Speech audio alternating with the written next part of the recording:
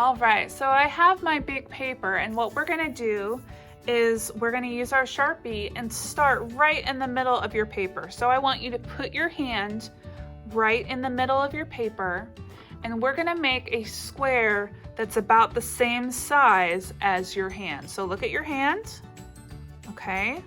So we're gonna make a square right there in the middle that is about the same size as your hand. Okay, let me check. Yep, it's about the same size. Of course, your hand's probably gonna be a little bit smaller than mine, but that's okay. All right, you got your square? Okay, we're gonna make our two cylinders on each side. They're gonna be towers for our castle. So right here, we're just gonna make a line going up. Think about how tall you want your tower to be. Then you're gonna move over and you're gonna make a line coming down until you get to the bottom of that square right there. Okay, so you have two lines. So at the bottom, we're gonna connect the lines with a curve, just like that, smiley face line. And you're gonna do the same thing up here at the top, make a curved line.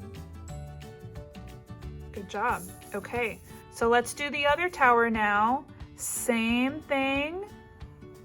Do a line going up, and then go over, and make another line, and then stop when you're about the same as the square. And of course, this tower could be taller, right? It could be shorter. That's up to you. So do a curved line on the top and a curved line on the bottom. Look at that, we've got two towers. Okay, we're gonna add a cone onto the top of our towers. So since you already made the bottom of the cone, we're just gonna make two lines of a triangle and then do the same thing on the other side. Hey, that is really starting to look like a castle, isn't it? Okay, we are gonna make some stair-step lines going across. I believe this is called the battlements, but I might be wrong. I have to check that. What this does was the soldiers who lived in the castle would hide behind here, and they would be able to shoot the arrows out from that little space there. Okay, I'm gonna make one more tower back here. This tower is inside my castle. And I'm imagining that this tower is where the family lives who lives in the castle, because it's surrounded by walls and it's all safe. Okay, let's go back to this middle part. We're gonna add some doors and windows to our castle. So I'm going to make a curved rainbow line. This is like the entrance to my castle, right? And usually there's this big iron gate that they would keep down to keep out intruders trying to get into their castle. So you'd have to ask permission to come in. Okay, so there's my gate. Do one more right there. Let's make some windows. So if you want to make windows like that you would see on a castle, you would do a curved rainbow line like that, and then connect it at the bottom. Rainbow line. Now, a lot of these towers were actually used for defending the castle. So a lot of the windows on the towers were actually these really skinny little slits, and the soldiers would stand inside and they would shoot arrows out of those little slits to help defend the castle. So no one could fit inside the window. That was what made it good for the soldiers. But they could get their arrows out the window. All right, so I'm making these arrow windows on my two towers. And then I think, since I'm imagining that this is where the king or the queen lives, on the inside, I'm gonna make a big window there. Maybe a couple smaller windows. You could even make like a stained glass window. Do you remember what those are? Those are windows that have colors on them. And usually they also have shapes on them. So I'm gonna make a diamond right here. Like that. Cool. Okay. And then of course you can add lots of other details, right?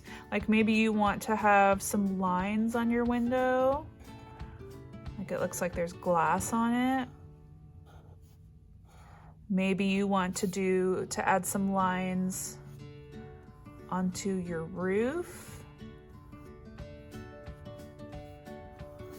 I am actually going to add some flags onto my castle. So I'm going to go up here to the top. I'll show you how to do a couple different flags if you want to make one. So you just draw a straight line going up and then a wavy line like that, and then you do the same wavy line down at the bottom like that. And then if you want to do just a simple flag, you would just connect those two together. It looks like your flag is waving, doesn't it? Okay, if you want to do a fancy flag, you do a line up, you do wavy line, just like that one. And then instead of doing a straight line connecting them, I'm going to do a triangle going in and then back out like that. So did you know that when castles were being made, sometimes the king and the queen would come and stay at the castle? So the flags, they would fly the flag of the king or the queen to show that they were staying at that castle. Cool, right? Okay. Let's start adding stuff in our background. The background is the part that's behind your castle, right? Okay, so right here at the base of my castle, I'm gonna make a line going to the edge of the paper. Same thing on here, I'm gonna make a line going to the edge. Okay, now up here, I'm gonna make some mountains, some hills. You can decide how you wanna do it, right? Just some mountains behind my castle. Okay, so those are gonna be mountains. And then I'm gonna have some sky up here in the background. I think I'm gonna do a sun. I'm gonna do some clouds. But you could make your sky however you want, right? It could be a nighttime sky. Could be stormy. Maybe there's rain clouds and lightning. Maybe it's a sunset. You do a sunset sky, that's cool. Okay, so now I have my background. My background is the things that are farthest away in the picture. I'm gonna come back down here and I'm gonna go a little bit down from my castle and draw another line going all the way across, just like that. Now I'm gonna start right here at remember this was the gate for the castle, and I'm gonna make a drawbridge. So you can see I made kind of a diagonal line coming out towards my paper. Another diagonal line. And this is the bridge that goes over the moat. So this was usually made of wood, so I'm just gonna make some lines going across. Maybe I wanna make it look like it's wood that's been nailed together, so I make some little lines. That's up to you, right? You can do it however you want. Okay, and now since this is the drawbridge, they would pull it up when there were enemies coming, and it goes over the water. All right, so I'm just gonna show that this is water. Do some waves. You could make fish in there. Can you think of something that would be terrible if you fell in the water, like an alligator in the water, or a piranha? That would be kind of crazy, wouldn't it? Okay, and now I'm going to keep going with a path coming towards me.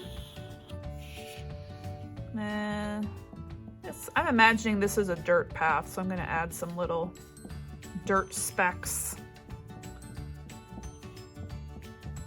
with my Sharpie. But maybe you decide your path is made of bricks or stones. There's lots of things it could be, right? And then this is just grass over here. I'm gonna add some grass. You could do flowers, you could do bushes, you could make trees. Can you think of anything else you could add to make it interesting? What about people? You could even add like a knight riding a horse. That would be cool. So you add whatever details you want to add. I think I am about done with my Sharpie. All right, so for this next part, we are going to use our crayons and we are going to add crayon details onto things like the windows, the gate right here. So all of the small things in your picture, we are going to use some crayons on it. So that's what I'm going to do right now.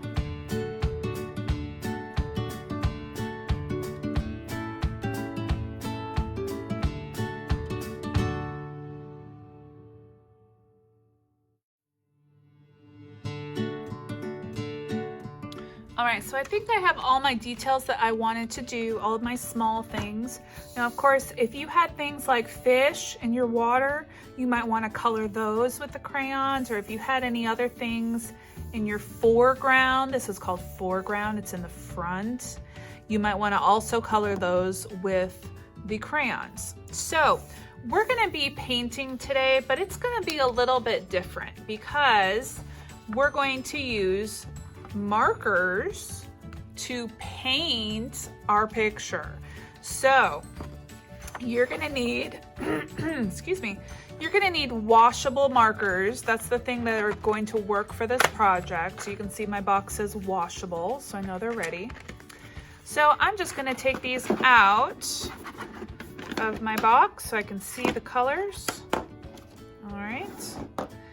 And what I am going to do is I'm going to choose a color. So for example, I know that I'm gonna do a blue sky. So I'm gonna get my blue marker and I am just gonna go around everywhere where there is a Sharpie line that is in my sky. So you can see I've got Sharpie lines right there. Now, you know, when you're using these type of markers, if you turn it so that you're kind of using it on the side, you get a thicker line than when you just use it straight down. So I kind of want a thick line for this. So I'm turning it on its side. So I'm gonna do the edge of my paper too. Just filling that in. I'm gonna go around my sun. And if I left white spaces there, I'm just gonna make sure I fill them in. So you're gonna go all the way around everything in your sky. So I'm gonna do that right now.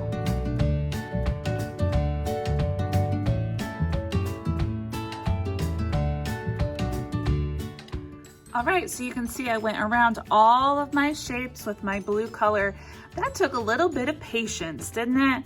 But I got it done, and now I think I'm gonna leave my clouds white, so I'm just gonna leave that alone.